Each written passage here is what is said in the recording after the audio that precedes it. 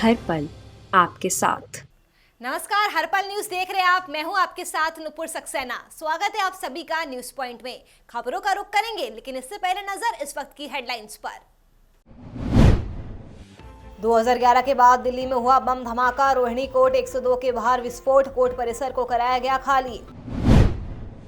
रक्षा मंत्री राजनाथ सिंह ने सीडीएस बिपिन रावत के निधन पर जताया शोक। संसद में रक्षा मंत्री ने बताया पूरा घटनाक्रम, बोले एयर मार्शल मानवेंद्र सिंह के नेतृत्व में होगी मामले की जांच। सीडीएस बिपिन रावत का गुरुवार को पार्थिव शरीर पहुंचेगा दिल्ली, कल होगा अंतिम संस्कार। उत्तराखंड में 3 दिवसीय राजकीय शोक की घोषणा। खाली होंगे दिल्ली के बॉर्डर, पंजाब के 32 किसान संगठनों का घर वापसी का ऐलान, सरकार के प्रस्ताव पर किसानों ने दी सहमति। बढ़ते हैं खबरों की ओर। दिल्ली के रोहिणी कोर्ट में गुरुवार सुबह बम धमाका हो गया। इसके बाद कोर्ट में हड़कंप मच गया। धमाके में कोर्ट नंबर 102 में तैनात पुलिसकर्मी घायल हो गए। इधर पुलिस का कहना है कि ये लो इंटेंसिटी बम ब्लास्ट है, ये एक तरह का क्रूड बम है। दिल्ली पुलिस की स्पेशल सेल ने जांच शुरू कर दी है। फॉरेंसिक टीम भी जांच के लिए कोर्ट पहुंच रही है। पुलिस ने कोर्ट को खाली करा दिया है और गेट बंद कर दिए हैं। पुलिस को मौके से आईईडी विस्फोटक मिला। एनएसजी को भी मौके पर बुलाया गया है। उधर दिल्ली पुलिस कमिश्नर राकेश अस्थाना भी रोहिणी कोर्ट पहुंच चुके हैं। दिल्ली के बॉर्डरों पर जारी किसान आंदोलन अब जल्द ही खत्म हो सकता है। सरकार ने किसानों को औपचारिक पत्र भेजा है, जिसमें सभी प्रमुख मांगों को मान लिया गया है। सरकार ने किसानों पर दर्ज मामले वापस लेने की मांग को मान लिया है। साथ ही पराली जलाने पर भी आपराधिक मामला दर्ज नहीं किया जाएगा। इसके अलावा आंदोलन के दौरान मारे गए सभी किसानों के परिवारों को मुआवजा दिया जाएगा। सरकार की तरफ से औपचारिक पत्र मिलने के बाद किसान पूरी तरह से संतुष्ट नजर आ रहे हैं और जल्द ही आंदोलन खत्म करने की घोषणा कर सकते हैं। बता दें कि तीनों कृषि कानून खत्म करने के बाद केंद्र सरकार ने मंगलवार को भी किसानों को नया प्रस्ताव भेजा था, जिसमें कहा गया है कि अगर किसान आंदोलन वापस ले ले तो उनके खिलाफ चले केस भी खत्म हो जाएंगे। इसी के बाद आज आंदोलन जारी रखने या खत्म करने पर चर्चा के लिए किसान नेताओं की आपात बैठक बुलाई गई थी। रक्षा मंत्री राजनाथ सिंह ने गुरुवार को लोकसभा में देश के पहले सीडीएस जनरल बिपिन रावत की हेलीकॉप्टर हादसे में हुई मौत के संबंध में सदन में बयान दिया। उन्होंने बताया कि एयर मार्शल मानवेंद्र सिंह के नेतृत्व में तीनों सेनाओं के एक दल ने इस मामले में जांच शुरू कर दी है और इस दल ने वेलिंगटन पहुंचकर जांच का काम भी शुरू कर दिया है। उन्होंने दिवंगत आत्माओं को देश की तरफ से श्रद्धांजलि देते हुए उनके परिजनों के प्रति संवेदना जताई है। खुद ही सुनिए क्या कुछ कहा रक्षा मंत्री राजनाथ सिंह ने। से अवगत कराने के लिए आप सबके बीच खड़ा हुआ हूं। General Bipin Rawat defence services staff college Wellington के स्टूडेंट ऑफिसर से इंटरेक्ट करने के लिए अपने एक शेड्यूल्ड विजिट पर थे। एयरफोर्स के MI-17V5 हेलीकॉप्टर ने कल 11:48 पर सुलूर एयरबेस से अपनी उड़ान भरी, जिसे 12:15 पर वेलिंगटन में लैंड करना था। सुलूर एयरबेस के एयर ट्रैफिक कंट्रोल ने लगभग 12:08 पर हेलीकॉप्टर से अपना कांटेक्ट खो दिया। बाद में कुनूर के पास जंगल में कुछ स्थानीय लोगों ने आग लगी हुई देखी। जब वे भागकर उस स्थान पर पहुंचे तो उन्होंने मिलिट्री हेलीकॉप्टर के अवशेष को आग की लपटों से घिरा हुआ देखा। तमिलनाडु में कुन्नूर के करीब सेना का हेलीकॉप्टर क्रैश हो गया, जिसमें 13 लोगों की जान जा चुकी है। इसमें सीडीएस जनरल बिपिन रावत और उनकी पत्नी भी शामिल है। इस हादसे की खबर सामने आने के बाद पूरे देश में शोक की लहर है। बता दें कि सीडीएस जनरल रावत, उनकी पत्नी मधुलिका रावत समेत अन्य 11 मृतकों के शव आज तमिलनाडु से दिल्ली आएंगे। मिली जानकारी के अनुसार कल यानी शुक्रवार को जनरल रावत के अंतिम दर्शन के लिए उनका शव उनके आवास पर रखा जाएगा। लोग सुबह 11 से 2 बजे तक रावत को अंतिम सलामी दे पाएंगे। शुक्रवार 2 बजे के बाद रावत के अंतिम संस्कार की प्रक्रिया शुरू होगी। उनके आखिरी सफर को कामराज मार्ग से शुरू कर दिल्ली कैंटोनमेंट के ब्रार स्क्वायर शमशान घाट तक ले लिया जाएगा। प्रधानमंत्री नरेंद्र मोदी भी इस श्रद्धांजलि सभा में शामिल होंगे। बताया जा रहा है कि राष्ट्रपति रामनाथ कोविंद भी शामिल हो सकते हैं। कुन्नूर में हुए हेलीकॉप्टर हादसे में सीडीएस जनरल बिपिन रावत की मृत्यु की सूचना के बाद आईएमए ने गुरुवार को होने वाले सभी कार्यक्रमों को रद्द कर दिया है। आईएमए की पासिंग आउट परेड 11 दिसंबर को प्रस्तावित है, जिसमें राष्ट्रपति रामनाथ कोविंद के साथ सीडीएस जनरल रावत को भी आना था। जनरल रावत की मृत्यु के शोक के चलते आईएमए की ओर से गुरुवार को आपात बैठक बुलाई, जिसमें पीओपी की तिथि बदलने पर फैसला हो सकता है। पीओपी को लेकर आईएमए प्रशासन 1 महीने पहले ही तैयारियों में लगा हुआ है। इस बार 319 भारतीय और 68 विदेशी कैडेट समेत कुल 387 जेंटलमैन कैडेट पीओपी में शामिल होने वाले थे। पीओपी से पहले सैन्य अकेडमी में 10 दिन पहले से रिहर्सल और कमांडेंट परेड समेत पुरस्कार समारोह जैसे कार्यक्रम आयोजित होते हैं। गुरुवार को भी कमांडेंट परेड का आयोजन होना था, लेकिन बुधवार को हेलीकॉप्टर क्रैश की खबर सामने आ गई, जिसके बाद से अकेडमी में शोक की लहर है और सभी कार्यक्रमों को रद्द कर दिया गया है। सीडीएस जनरल बिपिन रावत का बुधवार को तमिलनाडु के कुन्नूर में हेलीकॉप्टर हादसे में निधन हो चुका है। उनके निधन की खबर से पूरे देश में शोक की लहर है। जनरल रावत उत्तराखंड की मिट्टी से ताल्लुक रखते थे। उस पर उनके गृह राज्य उत्तराखंड में 3 दिनों का राजकीय शोक का ऐलान किया गया है। इस ऐलान के बाद राज्य में किसी तरह का कोई भी समारोह या आयोजन नहीं किया जाएगा।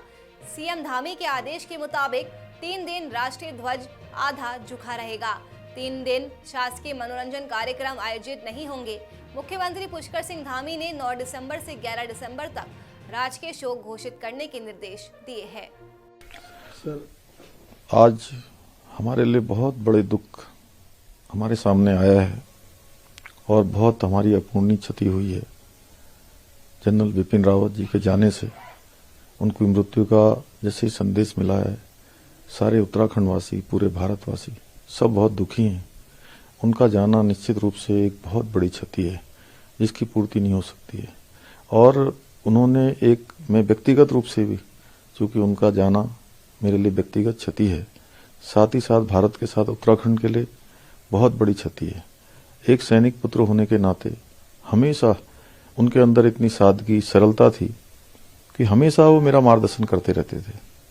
अभी कुछ दिनों के अंतराल में ही मुझे उनके साथ मेरे पिताजी की जो रेजिमेंट है, महार रेजिमेंट के सेंटर में उनके साथ जाना था, लेकिन बीच में ही नियति को कुछ और मंजूर था। आज कांग्रेस अध्यक्ष सोनिया गांधी का जन्मदिन है। सोनिया गांधी ने सीडीएस जनरल बिपिन रावत की हेलीकॉप्टर क्रैश में मृत्यु हो जाने की वजह से गुरुवार को अपना जन्मदिन नहीं मनाने का फैसला लिया है। पार्टी के संगठन महासचिव केसी वेणुगोपाल के मुताबिक कांग्रेस अध्यक्ष ने कार्यकर्ताओं और समर्थकों से अपील भी की है कि वे किसी भी तरह के जश्न से पूरी तरह से दूर रहे। सोनिया गांधी गुरुवार को 75 साल की हो चुकी है। 13 दिसंबर को श्री काशी विश्वनाथ कॉरिडोर के लोकार्पण के लिए प्रधानमंत्री नरेंद्र मोदी 2 दिन के दौरे पर वाराणसी जाएंगे। उनके ठहरने से लेकर हर कार्यक्रम का प्लान लगभग तैयार हो चुका है। काशी प्रवास के दौरान पीएम बनारस रेल इंजन कारखाना स्थित गेस्ट हाउस की वीवीआईपी सूट में ठहरेंगे। जम्मू कश्मीर के शोपिया में एनकाउंटर के बाद सुरक्षा बलों पर पत्थरबाजी का एक वीडियो सामने आया है। वीडियो में नजर आ रहा है कि एक पुलिस वैन में कुछ सुरक्षा कर्मी सवार है। उनके हाथ में राइफल भी है और स्थानीय लोग सुरक्षा बलों पर पत्थरबाजी करते हुए नजर आ रहे हैं। कुछ जवान दौड़ते हुए भी दिखाई दे रहे हैं तो कुछ वैन की आड़ में पत्थरबाजी से बचने की कोशिश कर रहे हैं। साथ ही इस घटना के बीच एक सुरक्षा कर्मी राइफल ऊपर उठाकर हवा में फायरिंग करता भी दिख रहा है। ये सुरक्षा कर्मी एक बार वीडियो बनाने वाले शख्स की ओर निशाना लगाने का इशारा करता है, हालांकि वो फायर नहीं करता। देश में पिछले 24 घंटे में कोरोना के 9,419 नए केस सामने आए और 159 लोगों की मौत हो चुकी है।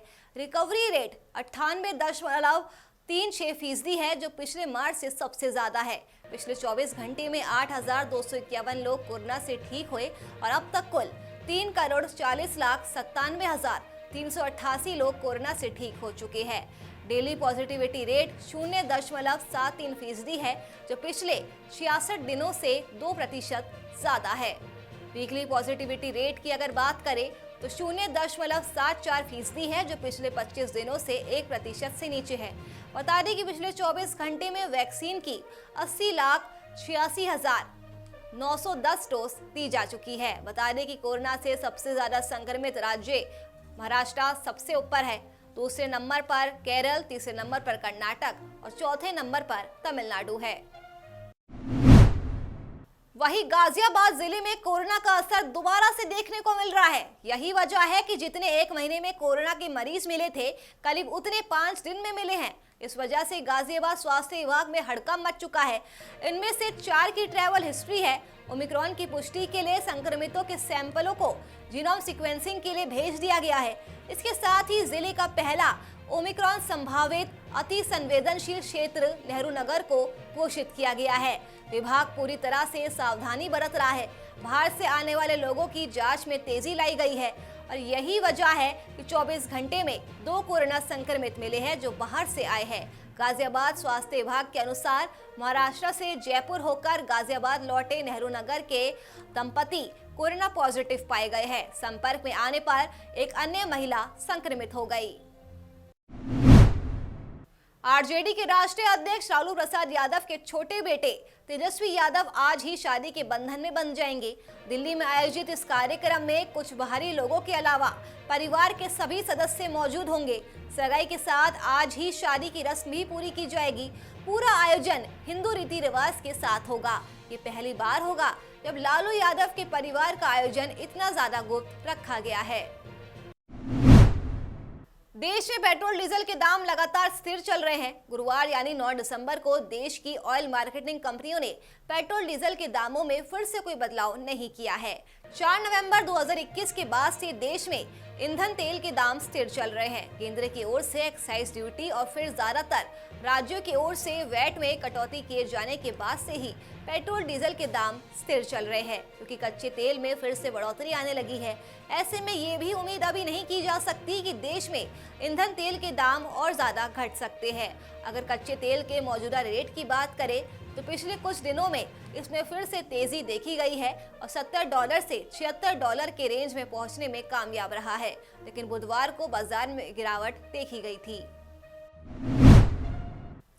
देश की राजधानी दिल्ली में गुरुवार से मौसम एक बार फिर से करवट लेने वाला है। मौसम विभाग के अनुसार गुरुवार से तापमान में गिरावट शुरू हो जाएगी और साथ ही ठंड भी बढ़ जाएगी।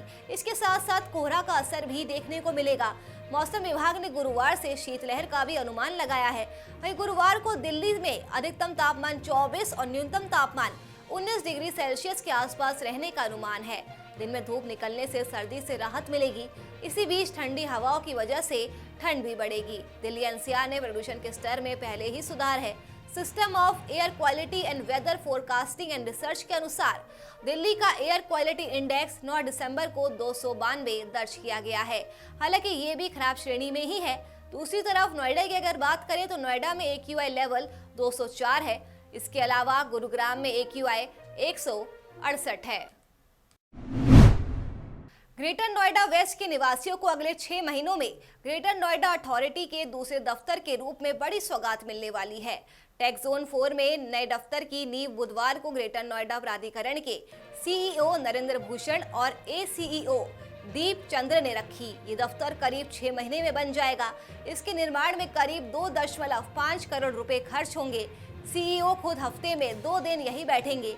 बाकी अफसर नियमित तौर पर यहाँ बैठेंगे और ग्रेटर नोएडा वेस्ट के निवासियों की समस्या को हल करेंगे। फिलहाल प्राधिकरण का site office greater Noida west स्थित गौतम बुद्ध बालक इंटर कॉलेज में चल रहा है। ग्रेटर नोएडा वेस्ट में करीब 200 बिल्डर सोसाइटियां बन रही है। सेक्टर और गांव इससे अलग है। यहाँ तेजी से आबादी बढ़ रही है। आने वाले दिनों में ये आबादी और बढ़ेगी। ग्रेटर नोएडा प्राधिकरण का दफ्तर नॉलेज पार्क 4 में बना है। ग्रेटर नोएडा वेस्ट से प्राधिकरण के दफ्तर तक की दूरी करीब 25 किलोमीटर है। ग्रेटर नोएडा वेस्ट के निवासियों को इतनी दूरी तय करके प्राधिकरण दफ्तर आने में परेशानियां होती है।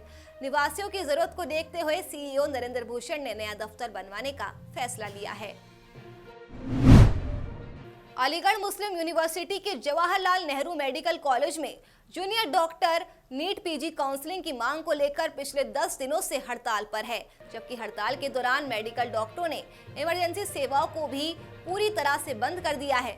10 दिन हड़ताल पर रहे JNMC डॉक्टरों ने सरकार को चेतावनी देते हुए अल्टीमेटम दे दिया है।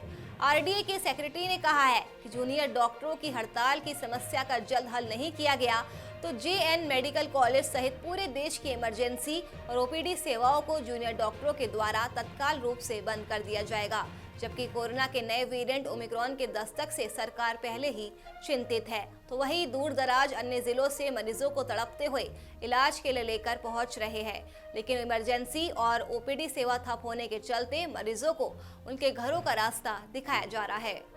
इस लड़के की वो तबीयत खराब थी, लेकिन डॉक्टर नहीं है। इमरजेंसी उसकी हड़ताल की वजह से एक्सरा भी हो गया, हमारा सब काम हो गए। कोई दवाई गोली नहीं थी, ले आओ भले आओ। कहाँ से आए थे? कानपुर से। कितने का आपको जिससे हड़ताल चली है, किससे परेशानी का सामना उठाना पड़ता है?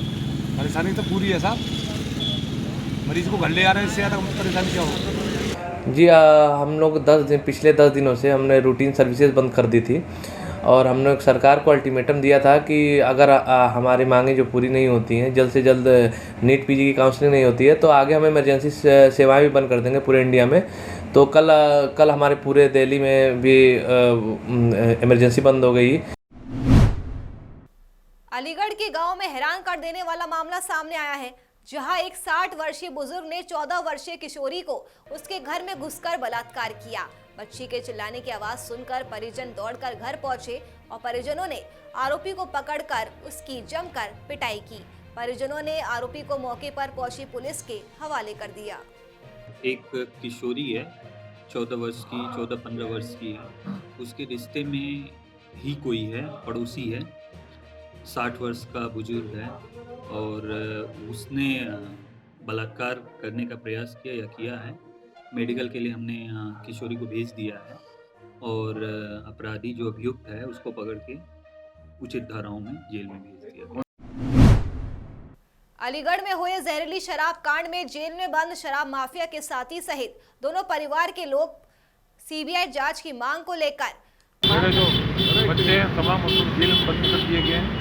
इन्हीं कांडों में, झूठे साझे कांडों में रेणु शर्मा ये बिल्कुल जो इसको बांट दिया गया है।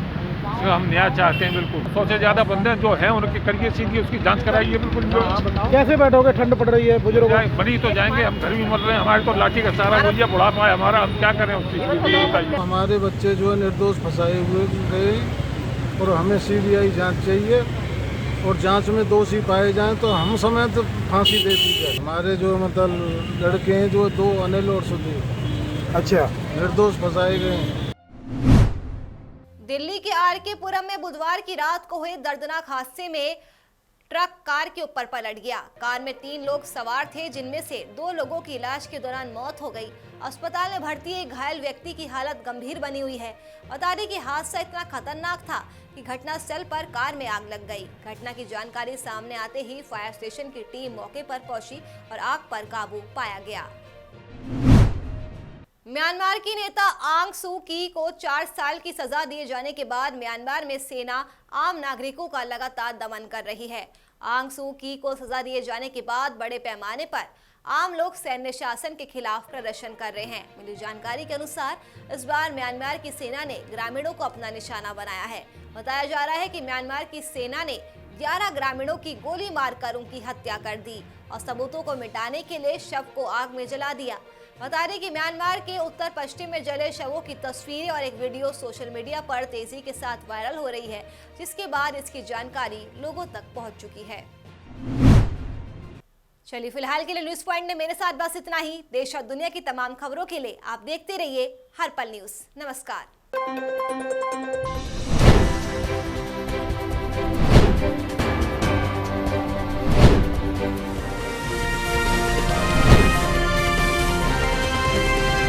हर पल आपके साथ।